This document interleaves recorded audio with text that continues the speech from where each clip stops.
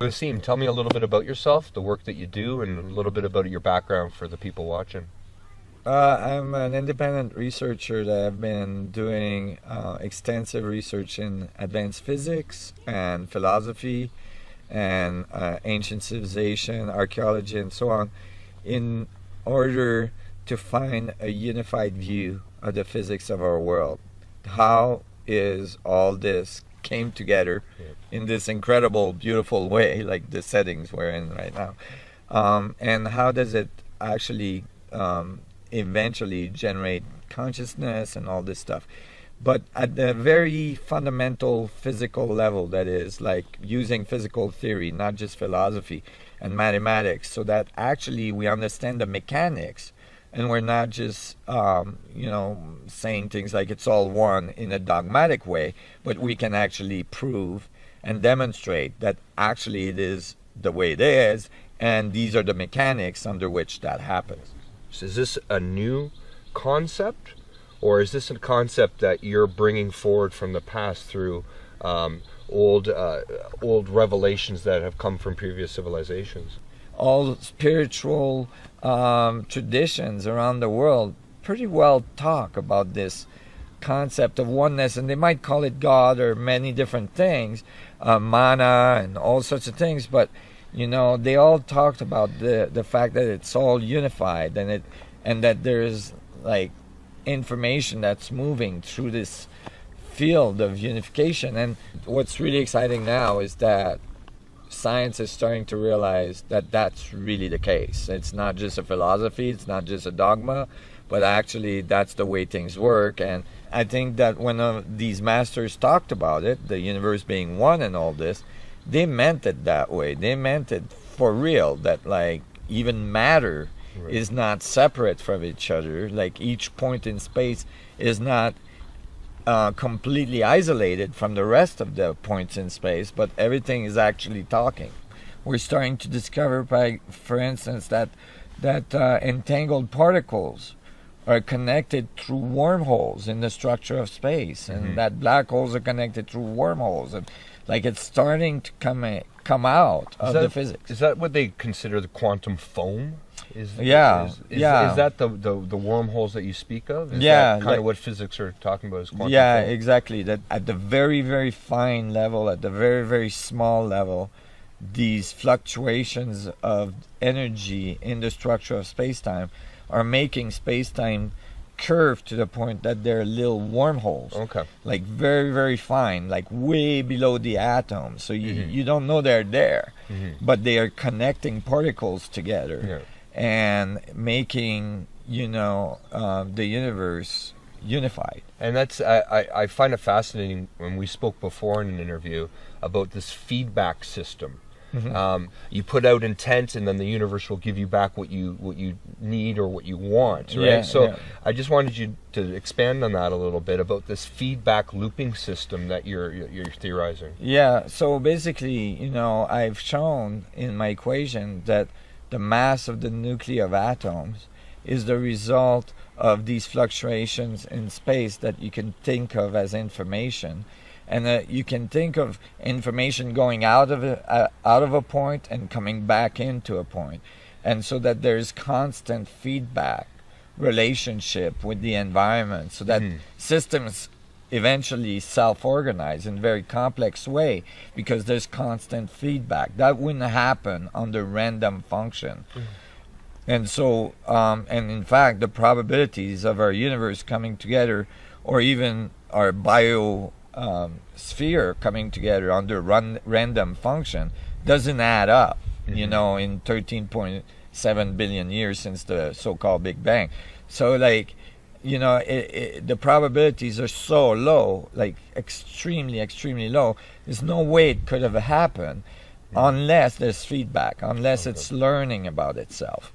And so, the wheel of karma that you find in some of the traditions, the concept that you're creating your reality, that whatever you put out, you get, and all this stuff, are, I believe, concepts that people have like understood from experiencing the universe, that are actually now starting to come out in the physics, meaning that like, yeah, it really is talking to itself, and that's how it's learning, and you're part of that mechanism. So whatever you put out will come back to you, but it will come back modified, meaning people think, I create my reality. That's common. You hear that from spiritual people all the time. But it's not just, that's only part of the feedback, right? There's a feed forward, I create my reality, and there's a feedback, reality creates me, meaning like all the rest of the people, you know, are involved in creating your reality. Right. We're not individually creating our reality, otherwise we would never meet. We'd all be in our own reality. But we have a consensus reality. So then therefore, if there's this feedback looping mechanism and the universe is growing and learning about itself through us, I got two questions here. Is the universe then, in your mind, its own conscious sentient being? Is it alive through us, or is it alive adjacent to us? Yeah, that's a really good question, and you know, that's, of course, if the feedback is the source of consciousness, meaning that the reason why we're self-aware is because there's feedback in the structure of space, you can't really say at one point there is no feedback and at the other point there is, right? You can't, like, and that's a big problem in consciousness study. You can't say, oh, inanimate matter is not conscious, not participating, you're not participating, and then all of a sudden you got consciousness, because us being conscious is a bunch of minerals and water put together in a sack that's moving around that we call our body, and that's conscious. So consciousness must be part of the whole thing, or it's not there at all. And so I think that,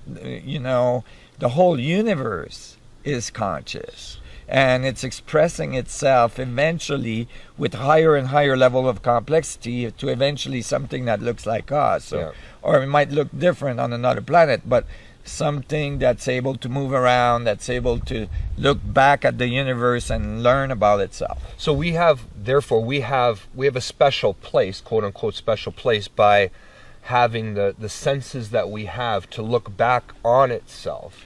And some would argue, you know, like I'm looking at the beautiful lake here with the rocks, the trees around us.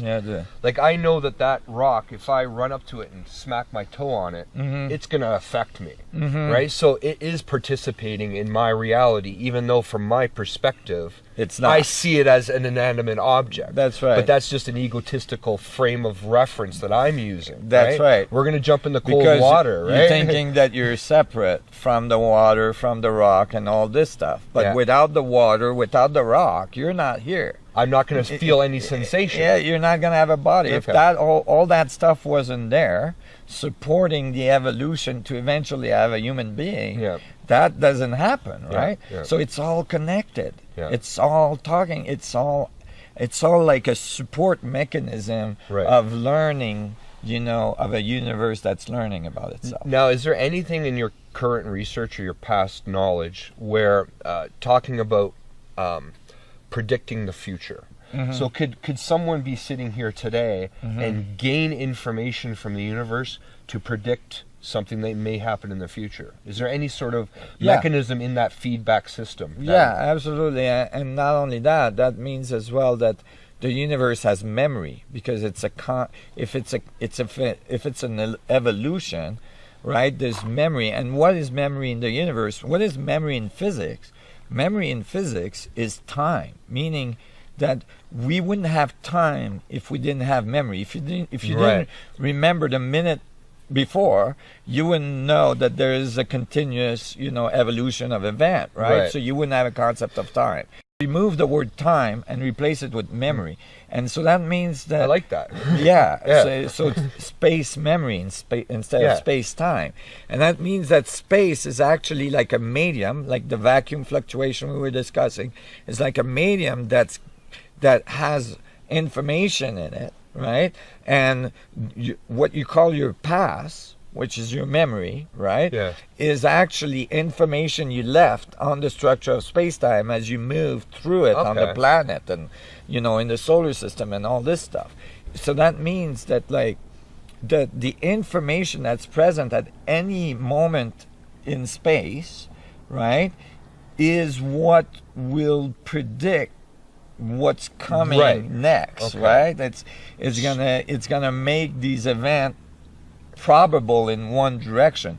So Right. if you access that information, you could, you know, predict the probabilities of it, what is going to come next. To a higher degree of certainty. That's right. But you'll never actually be able to 100% nail it because it's still in that feedback system going. Because it's constantly changing. Okay. Right. So would this space memory, and I love that term, is that what the ancients would call the Akashic records? Or Absolutely. That's this Right. hidden gem that we're all looking for. That's right. So how would one then tune themselves in order to at least Access interact with that fabric, that space memory more? What could one human flesh and bones person do to achieve that? Well, you can think of your body, instead of like being the seat of consciousness, you can think of your body as being an antenna that's tapping into this Akashic record.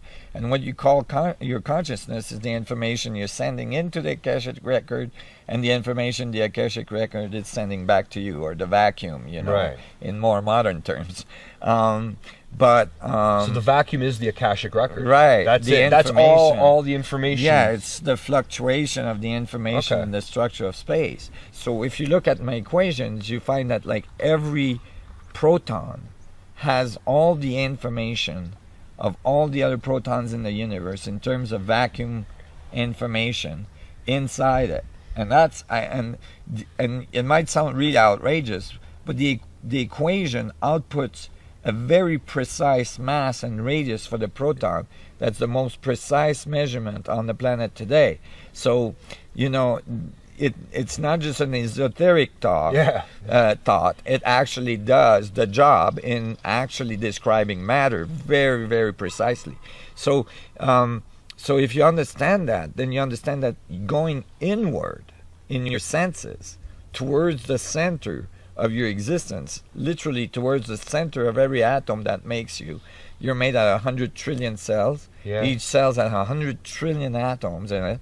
And you went, so like any practice in which you're going to the center of your existence will bring you to the access to the Akashic record. So you're seeking it. The old sages would say this: you seek the information from inside, From within. within, not from without. That's right. But because without, it's limited. You have limited amount of access to information. because you're limited to just your senses. That's right. Whereas if you go internally, you have access. you have access to everything. That's right. Okay, that's fine. And that's why people Right. can do remote viewing, remote healing, and all this stuff.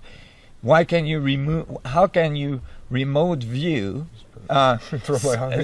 something that's on the other side of the planet, which has been demonstrated in laboratories over and over since the 70s, like, you know, with undoubting, you know, results, that people can do that. They're not doing that by trying to sense outside themselves what's going on the other side of the planet. They're going inside, internally, and there they find the information that they're seeking. Therefore, then that makes me think of every single proton in my body, every single molecular atom inside my body holds the seed of everybody else's consciousness inside of me. Because if all the information is packed inside each and every one of the atoms in my body, basically I am everything, and everything is me. That's right. And as long as I can fine-tune my body and get rid of the blinders that I have on, and constantly actively seeking outwards, and the idea of separation, because you think you're there and I'm here and the rock's there and the lake's there and the mountains are there and it's all separate. But when you actually see that the vacuum between me and you and everything is connected and it's connecting everything, it's all within you and without, you know, then you can start to actually become an active what I call vacuum engineer, meaning you you can actually start to manipulate the field so that you can, or harmonize with the field so that you can flow with nature, you can flow with the universe in such a way that you become more and more powerful in your capacity to manifest what you want and to complete, whatever mission is that you're on and that you're here to accomplish. Yeah. So speaking of missions, what's the Resonance Project Foundation working on right now? You got the delegate program? We got the delegate program, which is great. It's like a 12-week course, and you get all the information, all the physics, all the philosophy, all the mathematics, everything is in there.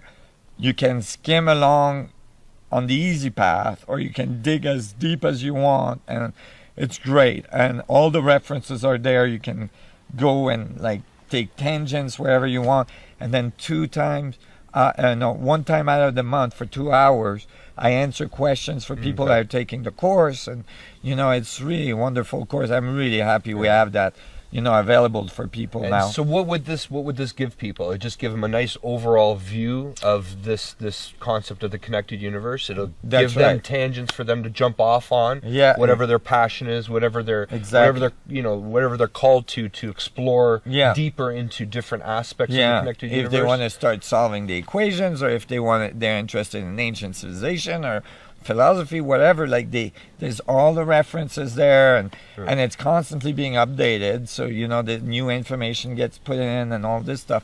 And so it's really a comprehensive course, and everybody that's taken it so far, it's remarkable. The feedback we're getting is that it's transformative. It's transforming people's life. Anybody that takes it come out with a completely different outlook on themselves, the universe, and their place in it than when they started. So it's very compelling, it's very powerful. Wonderful. Yeah. So from that would stem out, and I know your work, would stem out a lot of solutions, a lot of new concepts, and a lot of practical applications that might butt heads with the current establishment in today's world. Oh yeah, whether it not be politics, with oil, with big industry, big pharma. Mm-hmm. So have you ever seen any resistance? Have you ever felt any resistance to these new concepts that you're bringing forward with the Resonance Project? Oh my God, for sure. We're talking over the last 30 years of research that I've done, I've seen,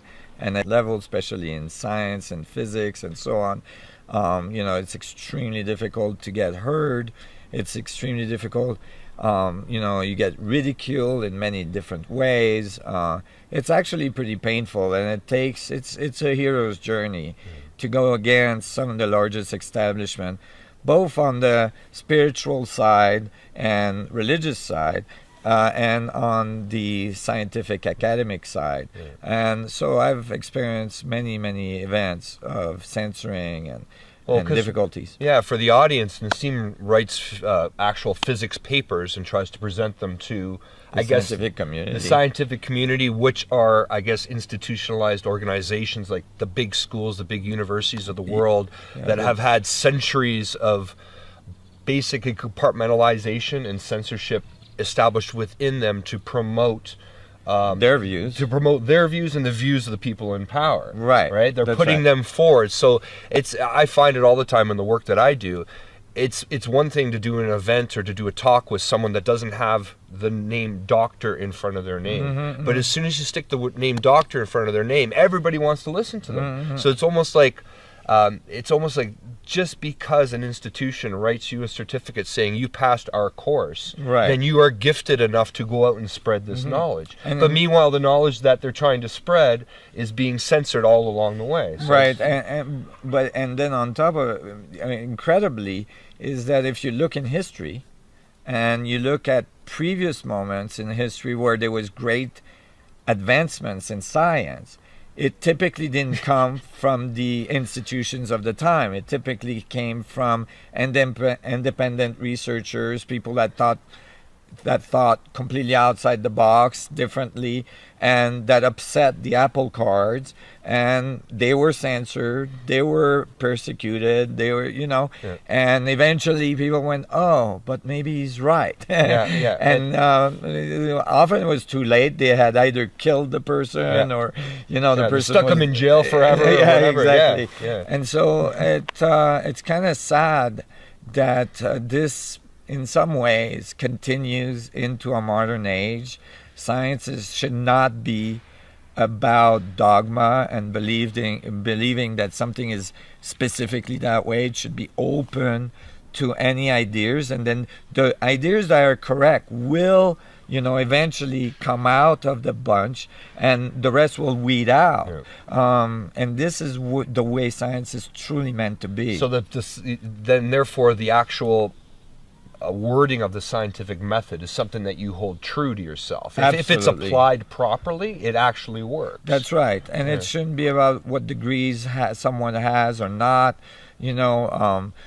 Einstein wrote relativity long before he got a PhD, and so on. It just is critical that in fact, in order for somebody to come up with something new and outside the box and more evolved than what it is, that person has to be able to step out of what's being taught in the universities every day, and all the indoctrination that goes on in some ways, not necessarily voluntarily, but it's just that if you learn these things, you're gonna tend to think that way, and if you continue to think the same way everybody else is thinking, you're gonna arrive at the same point, and you're not gonna be able to move very far the field of investigation you're in. You might be able to move it a little bit, but you might be moving it in the wrong direction because you went with everybody else as well. So, in order for, a big quantum jump in our understanding to happen, for it to happen, it has to be somebody that is thinking outside the box. I agree 100%. And this begs the question then. Everybody knows that there seems to be a pressing need for immediate change in the world today, and the work that you're doing with the Resonance Project Foundation, it's not only physics, it's also environmental, it's also health-based theories and practices and solutions. Right. What would happen if, and I urge everybody to check out his website and the foundation's website, what would happen if an institution goes, you know what, Nassim, you are right, come with us. You now you got full funding and you got the run of the show. What would you do in that situation? What would happen if they tried to bring you into the fold? Would you see that as a means to control the output of your foundation, or is that something that you would welcome? We are approached and we do collaborate with people that are very much in the mainstream and mainstream institution, financial and scientific and so on. People are not necessarily aware of it, but we do, and because we don't want to do what we don't want to segregate like we have been segregated. Right. We have to bring everybody together. We have to all evolve. So it's not us against them. It's not an us against them thing. We and absolutely more and more of the scientific community and the institutional community are interested, and in fact the foundation right now is undergoing some changes that involve the private sector and all this stuff.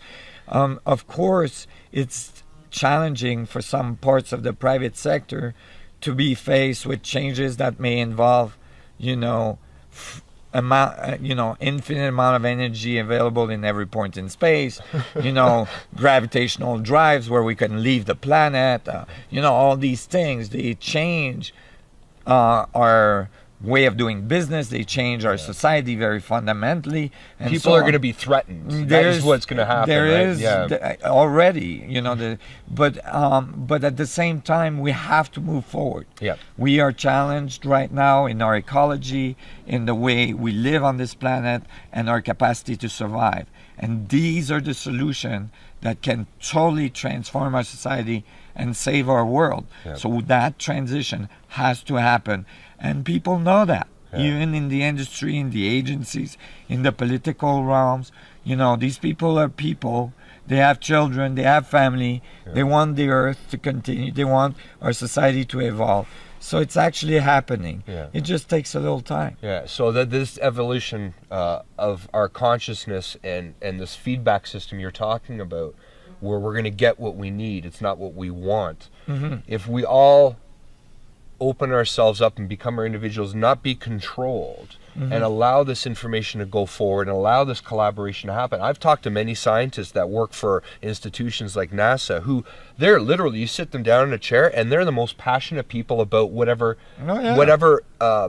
subject they're on, and then but they still get thrown under that blanket of, well, you're working for a government organization, so you're all corrupt. And I personally, my opinion is we got to let that go. Right? We got to let that go. We got to be able to cooperate with each other. We got to be able to give a little bit of amnesty for the people that work for these government organizations, for them to come out. And I'm sure you talk to them too. They love your concepts. Absolutely. So some of them are very excited about what I'm doing, and they might not publicly talk about it, and many of them don't, because if they do, then they're under big duress from their peers and their funding and institution. And so it's not necessarily the best thing for them to do. But they incorporate a lot of the stuff I do and others in their thought process and all this. And it's changing the world slowly from the inside. Right. And it's not because somebody works for a governmental agency or even for the military or whatever, that they're not people. They're people. They have families, they have children, and they're actually, and most of them are doing things because they think what they're doing is the best for the planet, and they want to help. It might be misguided in some cases when they're shooting each other, in some country, but it's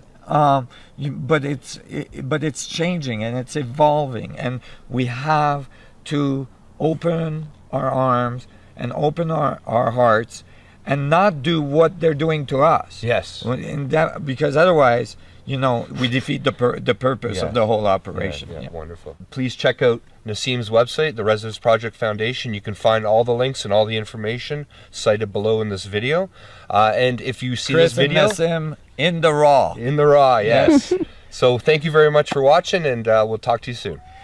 Let's jump in the lake. Hear that loon? Yeah, right at the end. Yeah. Okay, so let's go and connect with the universe. It's all fluid dynamics. Let's do it. Glacier water, here we come. Woo!